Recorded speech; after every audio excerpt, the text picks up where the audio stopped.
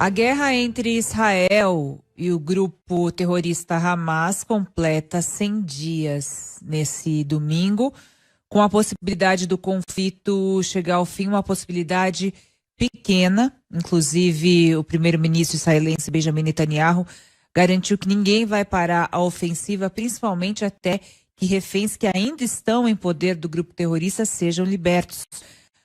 Tivemos também essa semana destaque da África do Sul pedindo, acusando de genocídio o governo de Israel em Haia, no Tribunal de Haia. E a gente vai falar um pouquinho a respeito dessas questões que envolvem essa última semana, atualizações a respeito desse conflito, e como a gente pode entender também a resposta de Israel em relação a esses questionamentos de alguns países em relação à sua posição, à violência do conflito. Para falar a respeito desse assunto, eu converso agora com um cientista político, especialista em política israelense, em conflitos no Oriente Médio, André Laish. André, boa tarde. Boa tarde, Pétria. Boa tarde, feliz ano novo. Boa tarde aos ouvintes. Para você também. André, a primeira questão, 100 dias desse conflito terrível que começou com um ataque terrorista sem precedentes, e a gente segue ainda num impasse sem visualizar um final, e também com muito receio de que, por qualquer razão, esse conflito se acirre ainda mais. Você que esteve algumas vezes durante esse período em Israel, queria que você contasse para a gente um pouco qual é o clima hoje, depois de 100 dias do início desse conflito tão sangrento e que, de maneira geral, mobiliza o mundo inteiro, né, André? Pois é. Olha, Pétria, eu acho que a primeira sensação das pessoas e do mundo nas primeiras semanas do conflito, nos primeiros 10 dias, 15 dias, era de uma possível escalada para um conflito regional que pudesse envolver o Hezbollah, que pudesse envolver também a Cisjordânia, grupos armados na Cisjordânia que existem, não da mesma forma, com a mesma organização e com o mesmo poder de fogo que o Hamas e a Jihad Islâmica em Gaza, mas que pudesse sair do controle.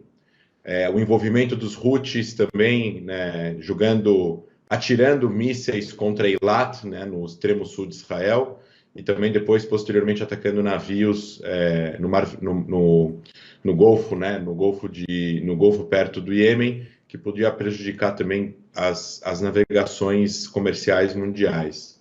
Só que esse tipo de atitude dessas partes levaram o mundo, principalmente os países do mundo livre, a engajarem em dissuasão.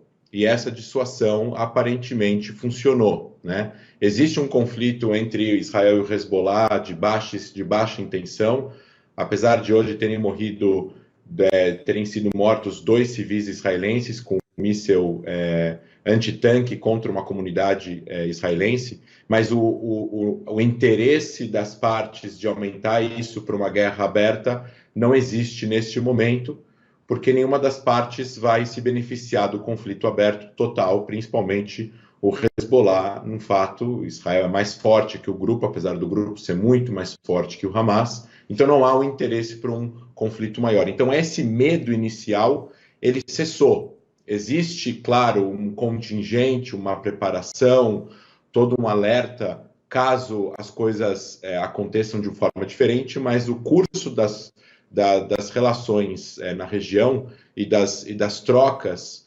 diplomáticas e nos canais não oficiais mostram que não vai haver um conflito aberto total contra o Hezbollah, pelo menos nesse momento agora. Não é de interesse de Israel, não é de interesse do Hezbollah, não é de interesse do mundo, existem muitos países envolvidos. E isso realmente faz com que o clima em Israel da população ficasse um pouco mais tranquilo nesse caso, porque um conflito com o Hezbollah significa que a maior parte dos israelenses vão precisar ficar perto dos bunkers nas casas e nos escritórios, uma vez que os foguetes que o Hezbollah tem alcance para atingir praticamente todo o país e são mais precisos que os foguetes do Hamas. O país está voltando a funcionar dentro das suas limitações, não é? Você tem ainda centenas de milhares de soldados em reserva, mortos sendo enterrados, tanto civis quanto militares, e existem, claro, o principal assunto que domina o país, que são os 136 reféns que ainda estão nas mãos do Hamas, incluindo crianças, mulheres, pessoas de idade, pessoas doentes, que não têm nenhum tipo de visita da Cruz Vermelha, ninguém sabe exatamente quem está vivo, quem está morto. Existe todo um monte de disse-me-disse de pessoas que podem ainda podem estar mortas e apenas os corpos estão sequestrados. E o governo está cada vez mais sendo pressionado pela sociedade israelense de chegar a um acordo, pelo menos temporário, para poder soltar os reféns o mais rápido possível, porque o relógio está acabando com esse tempo, com essa janela que poderia trazer essas pessoas vivas e bem, com saúde para Israel.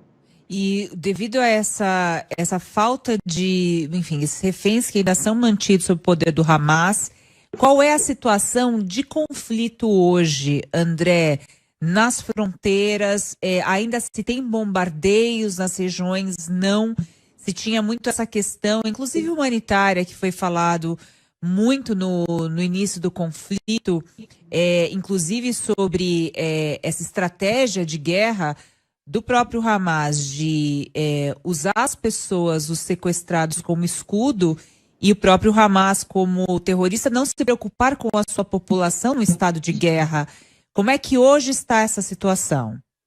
Então, a estratégia do Hamas é, obviamente, fazer com que haja um cessar-fogo sem condições, né?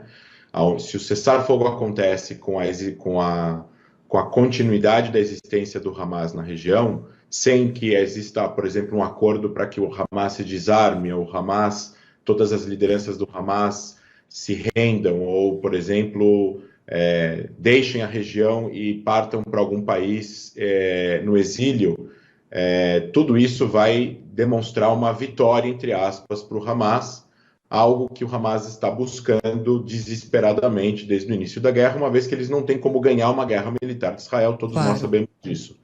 Então, para poder conseguir atingir esse objetivo, quanto mais crise humanitária, quanto mais mortes, quanto mais dor, quanto mais problemas esse conflito decorrer à população civil na faixa de Gaza, mais o mundo vai pressionar para um cessar-fogo com condições que não sejam favoráveis para Israel. Nesse caso, qualquer cessar-fogo que demonstre a continuidade da existência do Hamas é uma vitória para o grupo, mesmo que eles percam 90% do seu contingente, 90% das suas armas, e por aí vai, porque a lógica deles é diferente da lógica do mundo livre, onde você mede custo-benefício, futuro, projeção, progresso, manutenção, e por aí vai. Aqui um grupo terrorista, um grupo criminoso, ele não pensa dessa forma, ele não se importa com a sua população civil, a gente sabe disso. Não pensa em termos de estratégia de guerra, é terrorismo. Exato. Ele pensa na sobrevivência do grupo, ele pensa na sobrevivência dos seus líderes, ele pensa na sobrevivência e manutenção da causa que ele protege, que não necessariamente atinge os interesses políticos da população palestina ou de um futuro Estado palestino. É um interesse do Hamas, das lideranças do Hamas, no exterior e na faixa de Gaza. Então, não necessariamente o que o Hamas faz vai de encontro com os interesses palestinos nesse caso daqui. A sobrevivência do Hamas é de interesse máximo do Hamas. Não é vencer a guerra contra Israel e, obviamente, não é a população palestina na faixa de Gaza, visto que nos últimos 17 anos eles colocaram bilhões de dólares em túneis, em armas, e não em escolas e educação para as crianças. O problema, a consequência que isso pode causar, Petri, é que Israel está lutando uma guerra contra um grupo que atacou o seu país dentro das suas fronteiras internacionalmente reconhecidas e legais. Isso é um ato de agressão. Pela lei internacional, países podem se defender de atos de agressão, mesmo que o ato de agressão tenha sido perpetuado por um não-Estado, no caso, o Hamas. Então, a defesa de Israel ela é legítima de acordo com a lei internacional. Israel precisa cumprir com a lei internacional, precisa salvaguardar aí os direitos humanitários, direitos civis, ajuda humanitária, uma série de questões técnicas que a gente pode desenvolver, mas neste caso aqui, o Hamas está tentando trazer a comunidade internacional a pressionar Israel por um cessar-fogo, e isso é de interesse do Hamas. Por isso que, de novo, um cessar-fogo ele é interessante para o mundo se exista um desmantelamento do Hamas, a soltura de todos os reféns, a desmilitarização da faixa de Gaza e um governo palestino que seja reconhecido internacionalmente e tenha diálogo com Israel para controlar a faixa de Gaza depois. Perfeito. E nesse sentido, André, tivemos essa acusação em Haia por parte da África do Sul, acusando Israel de genocídio em relação ao conflito que acontece hoje, essa denúncia na Corte Internacional de Justiça, no que o governo israelense classificou de grosseiramente distorcida as acusações apresentadas nessa Corte Internacional pela África do Sul, inclusive com o apoio de alguns países. André, queria que você explicasse para a gente o que é essa acusação, por que parte da África do Sul, por que partiu da África do Sul e como é que o tribunal funciona, como é que agora Israel responde também essas questões, como é que foi essa semana nesse sentido? Olha, eu acho que, primeiro, é muito simbólico e pouco prático, né? No caso, o tribunal, se julgasse a convenção, existe uma convenção específica para genocídio da Corte Internacional de Justiça, que julga países, né? O Tribunal Penal Internacional julga pessoas, aqui a Corte Internacional de Justiça julga países. Se a Corte, por exemplo, julgasse que Israel está cometendo genocídio, isso poderia ser uma pressão muito grande para o Conselho de Segurança adotar um cessar-fogo e uma investigação. No caso, a África do Sul, que não é uma parte envolvida no conflito, diga-se de passagem, fez a acusação baseado em frases totalmente desastrosas de parte dos políticos israelenses. Mas não há evidências práticas de genocídio, uma vez que genocídio é a destruição total de um povo de forma intencional e sistemática. A gente sabe o que genocídio, a própria palavra foi inventada depois do Holocausto. O que mais ultrajante que muitas pessoas e analistas estão falando, inclusive a gente acompanhou aí os editoriais de parte da mídia brasileira, todos também, claro, pontuando as responsabilidades de Israel, ao mesmo tempo também colocando que essa acusação ela não para de pé, uma vez que existem várias provas práticas, físicas, em vídeo, em áudio, mostrando que, primeiro, o Hamas teve intenções genocidas no ataque de 7 de outubro. Eles queriam destruir, matar o máximo de pessoas possíveis, destruir comunidades, queimar pessoas de forma indiscriminada. Eles filmaram eles mesmos fazendo isso. Então, as provas são deles mesmos. Então, primeiro que a petição da África do Sul, ela mal cita os atentados do 7 de outubro, ao mesmo tempo que a própria África do Sul tem contatos com lideranças do Hamas. Já recebeu uma delegação do Hamas em 2015 em visita oficial e 3 semanas depois do atentado, a própria ministra das Relações Exteriores da África do Sul conversou com Ismail Haniyeh, que é um dos líderes do Hamas que mora em Doha. Então, a África do Sul está acusando uma democracia liberal de se proteger contra um atentado que teve intenções genocidas, ao mesmo tempo que tem contatos com o próprio grupo. É uma inversão total de valores, e você me desculpa, mas eu vou dar a minha opinião. Eu até escrevi um texto que fala assim: se a África do Sul acusou Israel de cometer genocídio sem qualquer base jurídica ou factível, não apresentou provas relevantes de intenção ou ação do genocídio. A acusação não para de pé. Ao mesmo tempo, 41 estados, incluindo Japão, Canadá, Colômbia, todos os países da União Europeia, entre outros, consideram o Hamas um grupo terrorista, Pétria. A carta de fundação do Hamas traz elementos genocidas em si, como a destruição total de Israel, a perseguição e luta contra os judeus. Se a carta do Hamas e suas acusações e as suas ações no dia 7, como a morte indiscriminada e intencional de civis israelenses através das formas mais violentas, constituem em si intenções genocidas, a África do Sul possui relações próximas com o Hamas. Agora, olha só o absurdo. De acordo com a Convenção para a Prevenção de Genocídio da própria Corte Internacional de Justiça e do Tribunal Penal Internacional, eu estou terminando, é explícito e punível os colaboradores e apoiadores de genocídio sobre os artigos 3e e 1 da própria Convenção de Prevenção de Genocídio. Em outras palavras, a África do Sul, que deveria ser investigada e julgada por cumplicidade com o Hamas, que por si só é um grupo genocida. É muito importante que esses nomes sejam dados, né, André? E uma questão que eu trago para você também, a gente inclusive noticiou aqui no Repórter CBN, a propósito desse 100º dia de conflito, né, que começou no dia 7 de outubro, com uma das maiores brutalidades que a gente já viu, que foi essa invasão terrorista em Israel. E a gente noticiou aqui, né, ministros das Relações Exteriores de China, Egito, exigiram cessar-fogo e pediram a criação de um Estado palestino. É esse o gancho que eu quero puxar com você agora. Nós já tivemos essa conversa outras vezes aqui no Revista CBN, você já explicou para a gente a respeito desse assunto, mas é de total interesse de Israel a criação de um Estado palestino, não é isso?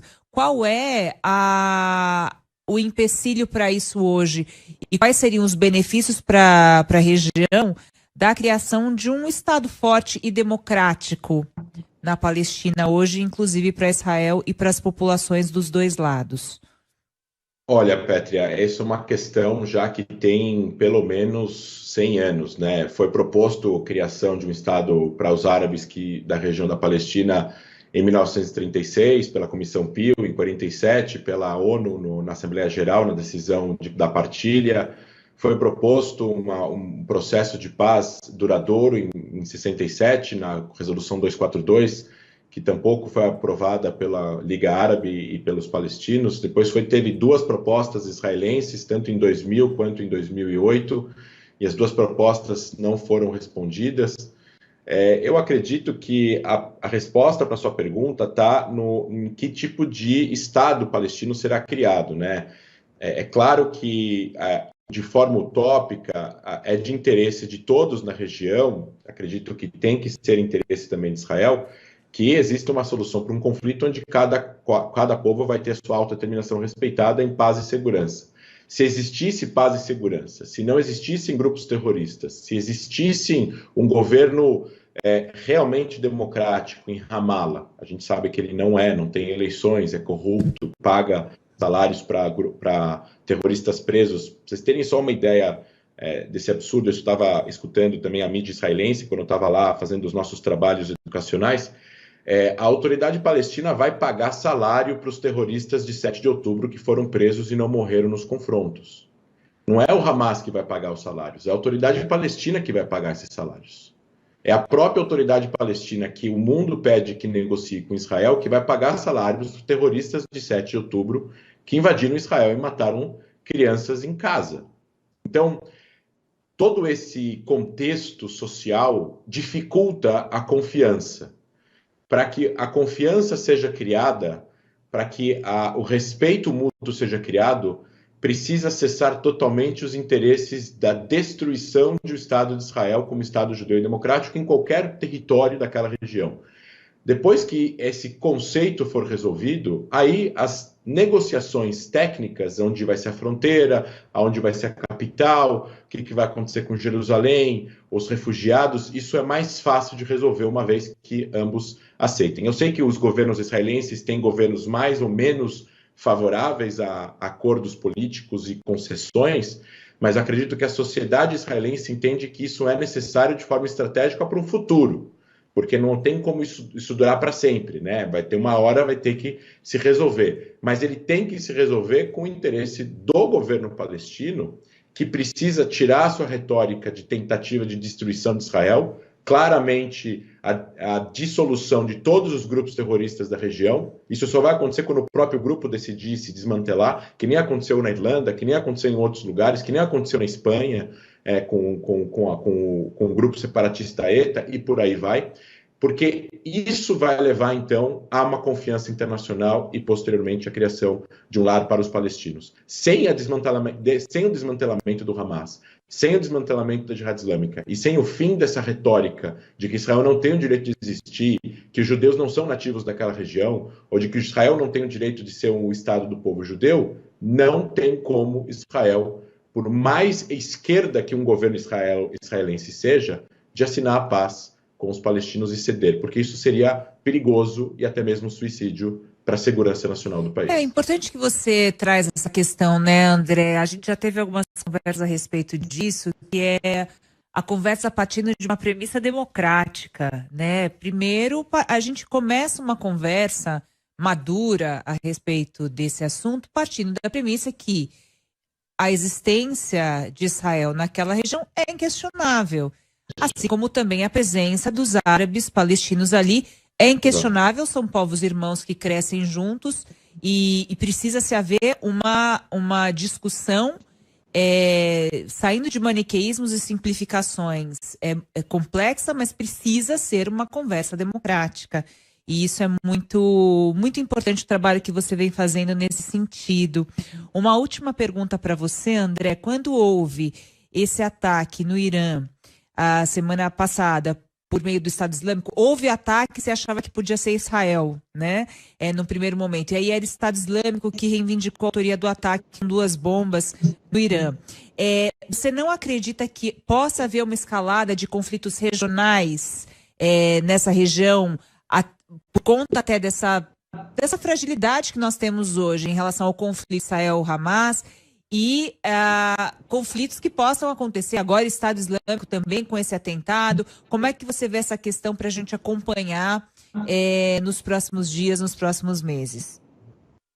Então, Petri, assim, primeiro, Israel não tem nenhum tipo de ganho ou benefício em fazer um atentado contra civis que estão fazendo uma profissão religiosa, mesmo que essas pessoas estão fazendo uma profissão religiosa ao Qasem Soleimani, que era considerado uma das pessoas que mais financiava o terrorismo no mundo, um general das guardas revolucionárias do Irã.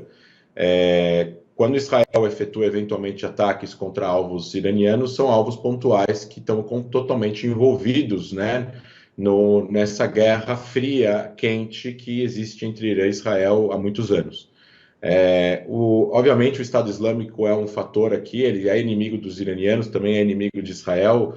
Esse tabuleiro é bem confuso, eles são inimigos dos sírios também, os sírios são aliados do Irã, então eles são inimigos entre si. Ao mesmo tempo, o Estado Islâmico é contra Israel, e todos esses também, tanto Síria quanto Irã, também são inimigos de Israel, mas isso não deixa de fazer com que eles não se gostem. Já teve guerras entre Irã e Iraque, já teve guerras civis no Afeganistão, a guerra civil na Síria, teve guerra civil no Líbano, teve guerra civil no Iêmen. Estamos falando de nada a ver com Israel envolvido necessariamente nessa região. Então, a guerra ela é inerente, infelizmente, das relações sociais, políticas no Oriente Médio há décadas. E isso sobe e desce de acordo com o tabuleiro que está acontecendo naquela região. Ao meu ver, a longo prazo, não tem como parar o caminho da paz e da normalização entre Israel e o mundo árabe. Isso vai acontecer mais cedo ou mais tarde. A Arábia Saudita já demonstrou interesse de normalizar relações com Israel quando a guerra em Gaza acabar. Os sauditas, os egípcios, os jordanianos, os catares, os emirates, todos eles entendem o que o Hamas fez, o perigo que o Hamas representa, caso o Hamas continue existindo. E por isso que esses países, obviamente, podem ser críticos na forma como Israel reagiu, são solidários aos palestinos por causa do alto número de mortos que existem dentro da faixa de Gaza, apesar de que a gente não tem como verificar o número de forma independente. O número que existe é do Ministério da Saúde do Hamas, então eles podem colocar o número que eles desejarem, mas a gente sabe que morreram civis, infelizmente. A guerra urbana, infelizmente, não tem como não existir guerras, mortes de civis. Mas eu acho que é impossível evitar o que vai acontecer num futuro que pode demorar 20, 30, 50 anos, que é a paz na região entre Israel e o mundo árabe. E, claro, aqueles que são contra vão fazer de tudo para evitar que isso aconteça. Então, a gente pode haver escaladas, ataques, atentados, atentados na Arábia Saudita, em posições da Arábia Saudita, podem ter ataques iranianos ou dos Houthis contra oleodutos sauditas e dos Emirados. Pode haver uma escalada, mas a guerra para esses estados não é interessante porque ela custa dinheiro e atrasa o seu desenvolvimento. E esses países querem o desenvolvimento, são governos ditatoriais, portanto, são governos estáveis. Os Emirados têm um governo estável, os sauditas têm um governo estável, eles podem fazer planejamento de 50, 100 anos, que nem a China faz. Então, a guerra prejudica esse planejamento. Então, eles não têm interesse no conflito armado e têm interesse na normalização e no futuro, principalmente no mundo pós-petróleo, né? Então, eu acho que o mundo livre vai acabar precisando tomar decisões bastante importantes e difíceis na luta contra essa insurgência, liderados pelos Houthis, pelo Irã, pelo Hezbollah, por outros grupos regionais que vão tentar sabotar esse tipo de normalização, seja a vida dos países árabes entre si, seja a normalização dos países árabes com Israel. Claríssimo. André Last com a gente hoje aqui, especialista em Oriente Médio, em política israelense, em questões de segurança também de guerra, contando para a gente um pouco a respeito dos últimos episódios, depois de 100 dias desse conflito sangrento entre Israel e o grupo terrorista Hamas. André, muito obrigada por mais essa conversa aqui com a Revista CBN. Bom trabalho para você, uma boa tarde. Obrigado, Pétria. Boa tarde. Obrigado a todos.